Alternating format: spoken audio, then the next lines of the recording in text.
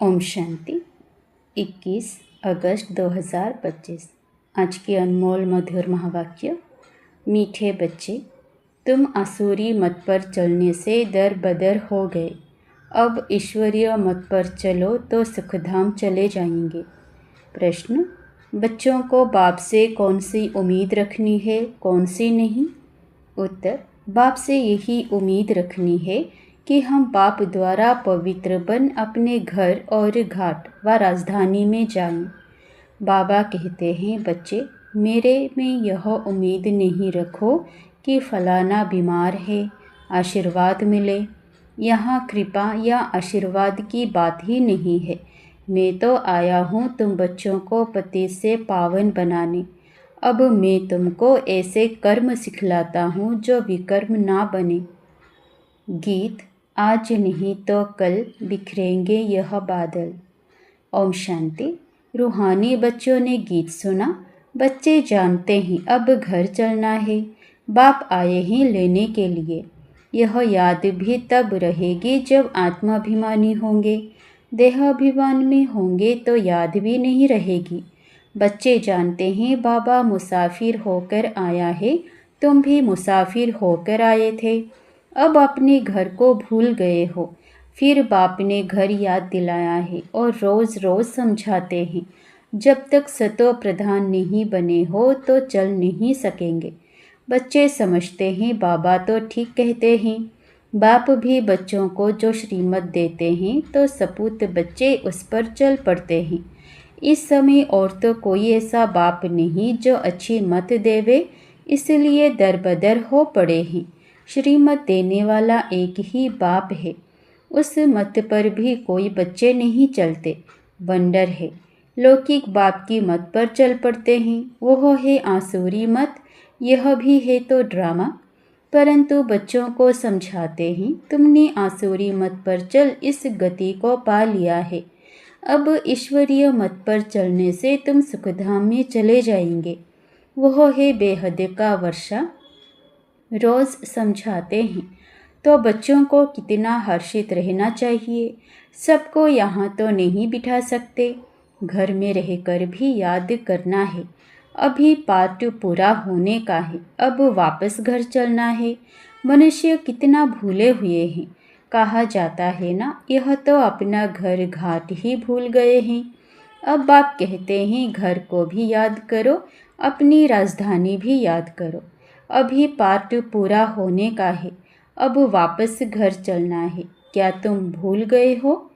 तुम बच्चे कह सकते हो, बाबा ड्रामा अनुसार हमारा पाठ ही ऐसा है जो हम घर बार को भूल एकदम भटक रहे हैं। भारतवासी ही अपने श्रेष्ठ धर्म कर्म को भूलकर देवी धर्म भ्रष्ट, देवी कर्म भ्रष्ट हो पड़े हैं। अभी बाप ने सावधानी दी है, तुम्हारा धर्म कर्म तो यह था। वहाँ तुम जो कर्म करते थे वह अकर्म होता था। कर्म अकर्म विकर्म की गति बाप ने ही तुम्हें समझाई है। सतयुग में कर्म अकर्म हो जाते हैं। रावण राज्य में कर्म विकर्म होते हैं। अभी बाप आया हुआ है धर्म श्रेष्ठ कर्म श्रेष्ठ बनाने। तो अब श्रीमत पर कर्म श्रेष्ठ करना चाहिए। कोई भ्रष्ट कर्म करके किसी को दुख नहीं देना चाहिए। ईश्वरीय बच्चों का यह काम नहीं है। जो डायरेक्शन मिलते हैं उस पर चलना है। देवी गुण धारण करने हैं। भोजन भी शुद्ध लेना है। अगर लाचारी नहीं मिलता तो राय पूछो। बाबा समझते हैं नौकरी आदि में कहाँ थोड़ा खाना भी पड़ता है, जबकि योग बल से तुम राजाई स्थापन करते हो। पति दुनिया को पावन बनाते हो तो भोजन को शुद्ध बनाना क्या बड़ी बात है। नौकरी तो करनी ही है, ऐसे तो नहीं बाप का बनी तो सब कुछ छोड़ यहाँ आकर बैठ जाना है। कितने ढेर बच्चे हैं, इतने सब तो रह नहीं सकते। रहना सबको गृहस्थ व्यवहार में है। यह समझना है मैं आत्मा हूँ, बाबा आया हुआ है। हमको पवित्र बनाकर अपने घर ले जाते हैं, फिर राजधानी में आ जाएंगे। यह तो पराया रावण का छी छी घाट है। तुम बिल्कुल ही पतित बन गए हो। ड्रामा प्लान अनुसार बाप कहते हैं अभी मैं तुमको सुजाग करने आया हूँ, तो श्रीमत पर चलो। जितना चलेंगे उतना श्रेष्ठ बनेंगे। अभी तुम समझते हो हम बाप को जो बाप स्वर्ग का मालिक बनाते हैं उनको भूल गए हैं। अब बाबा सुधारने आए हैं तो अच्छी रीति सुधरना चाहिए ना, खुशी में आना चाहिए। बेहद का बाप मिला है। बच्चों से बात ऐसे करते हैं जैसे तुम आत्माएं आपस में करती हो। है तो वह भी आत्मा, परम आत्मा है, उनका भी पार्ट है। तुम आत्माएं पार्टधारी हो। ऊंच ते ऊंच से लेकर नीचे ते नीच का पार्ट है। भक्ति मार्ग में मनुष्य गाते हैं ईश्वर ही सब कुछ करते हैं। बाप कहते हैं मेरा ऐसा पार्ट थोड़े ही है जो बीमार को अच्छा कर दूं।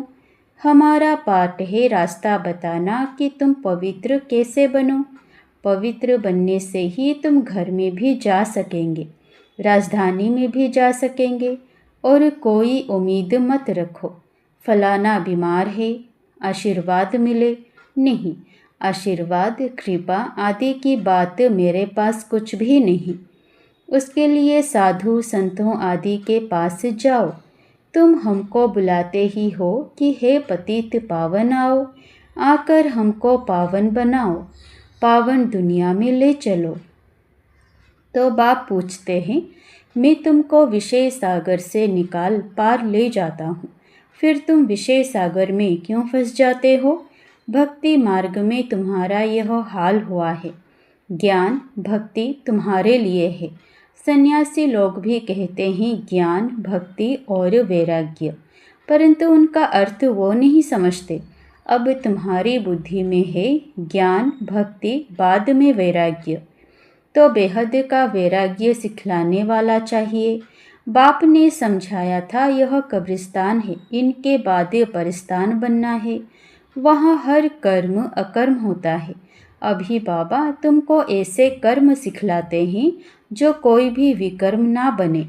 किसी को भी दुख ना दो, पतित का अन्न मत खाओ, विकार में मत जाओ। अबलाओं पर अत्याचार ही इस पर होते हैं। देखते रहते हो माया के विघ्न कैसे पड़ते हैं। यह है सब गुप्त। कहते हैं देवताओं और असुरों की युद्ध लगी, फिर कहते हैं पांडव और कौरवों की युद्ध लगी। अब लड़ाई तो एक ही है। बाप समझाते हैं मैं तुमको राजयोग सिखला रहा हूँ भविष्य 21 जन्मों के लिए। यह मृत्युलोक है। मनुष्य सत्यनारायण की कथा सुनते आए हैं, फायदा कुछ नहीं। अभी तुम सच्ची गीता सुनाते हो, रामायण भी तुम सच्ची सुनाते हो। एक राम सीता की बात नहीं थी। इस समय तो सारी दुनिया लंका है, चारों ओर पानी है ना। यह है बेहद की लंका जिसमें रावण का राज्य है। एक बाप है ब्राइड ग्रूम, बाकी सब हैं ब्राइड्स। तुमको अब रावण राज्य से बाप छुड़ाते हैं। यह है शोक वाटिका। सतयुग को कहा जाता है अशोक वाटिका। वहाँ कोई शोक होता नहीं। इस समय तो शोक ही शोक है, अशोक एक भी नहीं रहता। नाम तो रख देते हैं अशोक होटल। बाप कहते हैं सारी दुनिया इस समय बेहद की होटल ही समझो। शोक की होटल है। खान पान मनुष्यों का जानवरों मिसल है। तुमको देखो बाप कहाँ ले जाते हैं। सच्ची सच्ची अशोक वाटिका है सतयुग में। हद और बेहद का कॉन्ट्रास्ट बाप ही बतलाते हैं। तुम बच्चों को बहुत खुशी रहनी चाहिए। जानते हो बाबा हमको पढ़ाते हैं, हमारा भी वही धंधा है, सबको रास्ता बताना, अंधों की लाठी बनना। चित्र भी तुम्हारे पास है, जैसे स्कूल में चित्रों पर समझाते हैं यह फलाना देश है। तुम तो फिर समझाते हो तुम आत्मा हो, शरीर नहीं हो। आत्माएं भाई भाई है। कितनी सहज बात सुनाते हो। कहते भी हैं हम सब भाई भाई हैं। बाप कहते हैं तुम सभी आत्माएं भाई भाई हो ना। गॉड फादर कहते हो ना, तो कभी भी आपस में लड़ना झगड़ना नहीं चाहिए। शरीरधारी बनते हैं तो फिर भाई बहन हो जाते। हम शिव बाबा के बच्चे सब भाई भाई हैं। प्रजापिता ब्रह्मा के बच्चे भाई बहन हैं। हमको वर्षा दादे से लेना है, इसलिए दादे को ही याद करते हैं। इस बच्चे ब्रह्मा को भी हमने अपना बनाया है अथवा इनमें प्रवेश किया है। इन सब बातों को तुम अभी समझते हो। बाप कहते हैं, बच्चे अब नया देवी प्रवृत्ति मार्ग स्थापन हो रहा है। तुम सभी बीके शिव बाबा की मत पर चलते हो। ब्रह्मा भी उनकी मत पर चलते हैं। बाप कहते हैं, अपने को आत्मा समझ बाप को याद करो और सर्व संबंधों को हल्का करते जाओ। 8 घंटा याद रखनी है, बाकी 16 घंटा में आराम व धंधा आदि जो करना है सो करो। मैं बाप का बच्चा हूँ, यह नहीं भूलो। ऐसे भी नहीं यहाँ आकर हॉस्टल में रहना है, नहीं, गृहस्थ व्यवहार में बाल बच्चों के साथ रहना है। बाबा पास आते ही हैं रिफ्रेश होने। मथुरा वृंदावन में जाते हैं मधुवन का दीदार करने। छोटा मॉडल रूप में बना रखा है। अब तो यह बेहद की बात समझने की है। शिव बाबा ब्रह्मा द्वारा नई सृष्टि रच रहे हैं। हम प्रजापिता ब्रह्मा की संतान बिके हैं। विकार की बात हो ना सके, सन्यासियों के शिष्य बनते हैं। अगर वह सन्यासी कपड़ा पहन लेवे तो नाम बदली हो जाता है। यहाँ भी तुम बाबा के बन गए तो नाम रखे ना। बाबा ने कितने भट्टी में रहते थे, इस भट्टी का किसी को पता नहीं। शास्त्रों में तो क्या क्या बातें लिखी है, फिर भी ऐसा ही होगा। अब तुम्हारी बुद्धि में सृष्टि का चक्र फिरता है। बाप भी सुदर्शन चक्रधारी है ना, सृष्टि के आदि मध्य अंत को जानता है।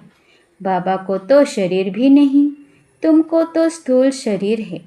वो है ही परमात्मा, आत्मा ही सुदर्शन चक्रधारी है ना। अब आत्मा को अलंकार कैसे दिए जाएं? समझ की बात है ना। यह कितनी महीन बातें हैं। बाप कहते हैं, वास्तव में मैं हूँ सुदर्शन चक्रधारी। तुम जानते हो आत्मा में सारे सृष्टि चक्र का ज्ञान आ जाता। बाबा भी परमधाम में रहने वाला है, हम भी वहाँ के रहने वाले हैं। बाप आकर अपना परिचय देते हैं, बच्चे मैं भी सुदर्शन चक्रधारी हूँ। मैं पतित पावन आया हूँ तुम्हारे पास। मुझे बुलाया ही है कि आकर पतित से पावन बनाओ, लिबरेट करो। उनको शरीर तो है नहीं, वह अजन्मा है। भल जन्म लेते भी हैं परंतु दिव्य। शिव जयंती अथवा शिवरात्रि मनाते हैं। बाप कहते हैं, मैं आता ही हूँ तुम जब रात पूरी होती है तो दिन बनाने आता हूँ। दिन में 21 जन्म, फिर रात में 63 जन्म। आत्मा ही भिन्न भिन्न जन्म लेती है। अब दिन से रात में आई है, फिर दिन में जाना है। सुदर्शन चक्रधारी भी तुमको बनाया है। इस समय मेरा पाठ है, तुमको भी सुदर्शन चक्रधारी बनाता हूँ। तुम फिर औरों को बनाओ। 84 जन्म कैसे लिए हैं, वह 84 जन्मों का चक्र तो समझ लिया है। आगे तुमको यह ज्ञान था क्या? बिल्कुल नहीं, अज्ञानी थे। बाबा मूल बात समझाते हैं कि बाबा है सुदर्शन चक्रधारी, उनको ज्ञान का सागर कहा जाता है। वह सत्य है, चैतन्य है। तुम बच्चों को वर्षा दे रहे हैं। बाबा बच्चों को समझाते हैं, आपस में लड़ो झगड़ो मत, लून पानी मत बनो, सदैव हर्षित रहना है और सबको बाप का परिचय देना है। बाप को ही सब भूले हुए हैं। अब बाप कहते हैं, मामेकम याद करो। निराकार भगवान वाच निराकारी आत्माओं प्रति। असूल तुम निराकार हो, फिर साकारी बनते हो। साकार बिगड़ तो आत्मा कुछ कर नहीं सकती। आत्मा शरीर से निकल जाती तो चुरपुर कुछ भी हो नहीं सकती। आत्मा फौरन जाकर दूसरे शरीर में अपना पाठ बजाती है। इन बातों को अच्छी रीति समझो, अंदर घोटते रहो। हम आत्मा बाबा से वर्षा लेते हैं। वर्षा मिलता है सतयुग का। ज़रूर बाप ने ही भारत को वर्षा दिया होगा। कब वर्षा दिया, फिर क्या हुआ, यह मनुष्यों को कुछ भी पता नहीं है। अभी बाप सब बताते हैं, तुम बच्चों को ही सुदर्शन चक्रधारी बनाया है, फिर तुमने 84 जन्म भोगे, अब फिर मैं आया हूँ। कितना सहज समझाते रहते हैं। बाप को याद करो और मीठे बनो। एम ऑब्जेक्टिव सामने खड़ी है। बाप वकीलों का वकील है, सब झगड़ों से छुड़ा देते हैं। तुम बच्चों को आंतरिक खुशी बहुत होनी चाहिए। हम बाबा के बच्चे बने हैं, बाप ने हमको एडॉप्ट किया है वर्षा देने। यहाँ तुम आते ही हो वर्षा लेने। बाप कहते हैं बाल बच्चे आदि देखते हुए बुद्धि बाप और राजधानी की तरफ रहे। पढ़ाई कितनी सहज है। बाप जो तुमको विश्व का मालिक बनाते हैं उनको तुम भूल जाते हो। पहले अपने को आत्मा ज़रूर समझो। यह ज्ञान बाप संगम पर ही देते हैं, क्योंकि संगम पर ही तुमको पति से पावन होना है। अच्छा, मीठे मीठे रूहानी ब्रह्मामुख वंशावली ब्राह्मण कुलभूषण, यह देवताओं से भी ऊंच कुल है। तुम भारत की बहुत ऊंच सेवा करते हो। अभी फिर तुम पूज्य बन जाएंगे। अब पुजारी को पूज्य कौड़ी से हीरे जैसा बना रहे हैं। ऐसे रूहानी बच्चों प्रति माता पिता बाप दादा का याद प्यार और गुड मॉर्निंग। रूहानी बाप की रूहानी बच्चों को नमस्ते। धारणा के लिए मुख्य सार। पहला, श्रीमत पर अब हर कर्म श्रेष्ठ करना है। किसी को भी दुख नहीं देना है। देवी गुण धारण करने हैं। बाप के डायरेक्शन पर ही चलना है। दूसरा, सदैव हर्षित रहने के लिए सुदर्शन चक्रधारी बनना है। कभी लोन पानी नहीं होना है। सबको बाप का परिचय देना है। बहुत बहुत मीठा बनना है। वरदान, मान मांगने के बजाय सबको मान देने वाले सदा निष्काम योगी भव। आपको कोई मान दे, माने व ना माने, लेकिन आप उसको मीठा भाई मीठी बहन मानते हुए सदा स्वमान में रहो। स्नेही दृष्टि से, स्नेह की वृत्ति से आत्मिक मान देते चलो। यह मान देवे तो मैं मान दूँ, यह भी रॉयल भिखारीपन है। इसमें निष्काम योगी बनो। रूहानी स्नेह की वर्षा से दुश्मन को भी दोस्त बना दो। आपके सामने कोई पत्थर भी फेंके तो भी आप उसे रत्न दो, क्योंकि आप रत्नागर बाप के बच्चे हो। स्लोगन, विश्व का नवनिर्माण करने के लिए 2 शब्द याद रखो, निमित्त और निर्माण। अव्यक्त इशारे, सहज योगी बनना है तो परमात्मा प्यार के अनुभवी बनो। सेवा में सफलता का मुख्य साधन है त्याग और तपस्या। ऐसे त्याग और तपस्वी अर्थात सदा बाप की लगन में लवलीन प्रेम के सागर में समाये हुए, ज्ञान आनंद सुख शांति के सागर में समाये हुए को ही कहेंगे तपस्वी।